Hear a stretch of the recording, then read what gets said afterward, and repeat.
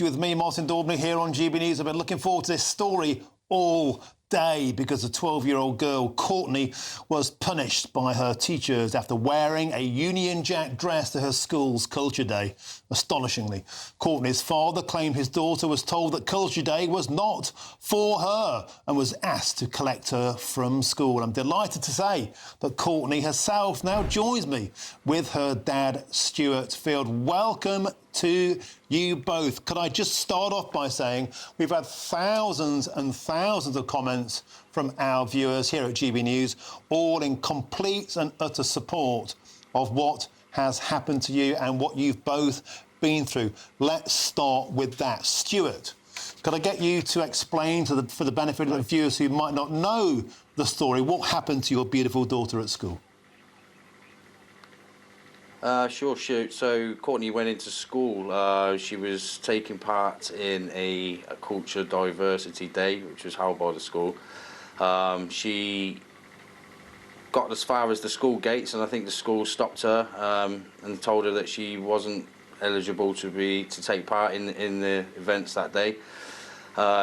They took her to one side, put her more or less in isolation. They kept her in reception. She called me and I had to go and collect her from school.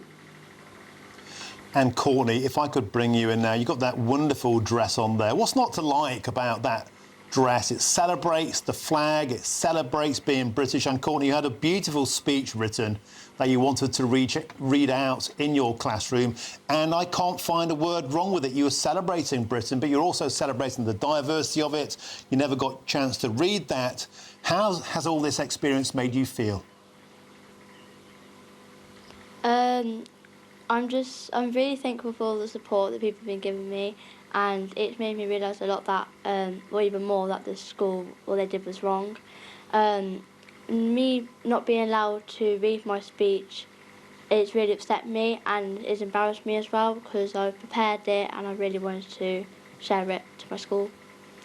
You know, Courtney, I've got a girl myself who's 11 and she puts so much heart and soul into reading things out at school. It means everything to them. To be denied that, Stuart, is a cruel blow to any child. But could I ask you about the broader topic here? There's a feeling that it is now becoming commonplace in Britain, especially in schools, to be ashamed to be British. Yeah, absolutely. I've received a lot of messages from people over the past 3 days sharing their experiences. There's been a significant number of people, you know, they've had a similar experience, whether it's taken a flag down, somebody giving them some kind of abuse for a national flag, and people having, as well with culture days at school, not being able to take part. You know, it's not for British kids. This seems to have sort of shook the hornet's nest, so to speak. People have messaged from all around the world. So I've had messages today from Japan, from Australia, Canada, America.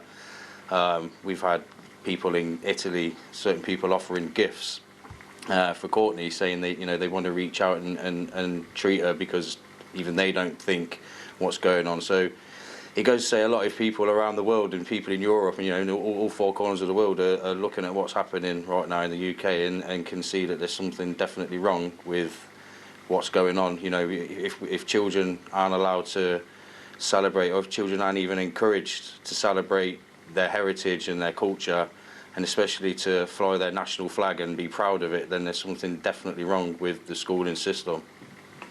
You know, one thing we like to do here on GB News is put things like this to power. Chris Hope, our political editor, went over to Downing Street and raised your story, Courtney, with the Prime Minister's office. And we got a statement out of them I'd like to read out. Number 10 says the school has now put out an apology, and it added, the Prime Minister believes that being British is something to be celebrated.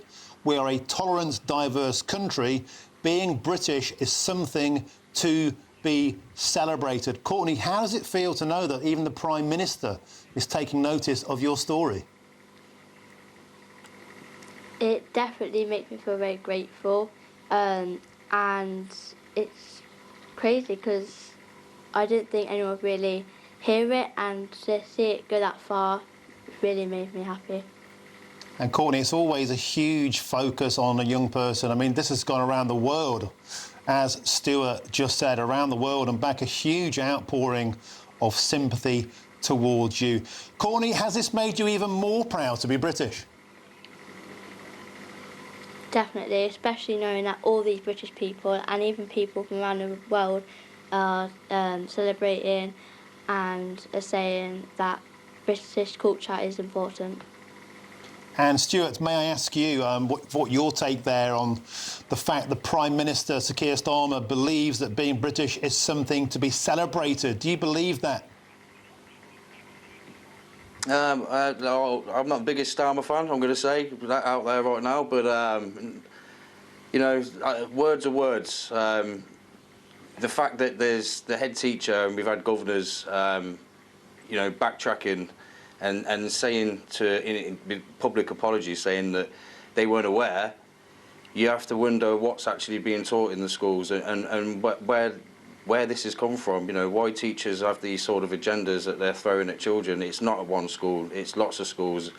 You know, people have reached out to me from all four corners of the UK, and it's happening all over. So where's this coming from? Where's it manifesting? You know, what are teachers doing? What's the purpose? Why are they doing this to children?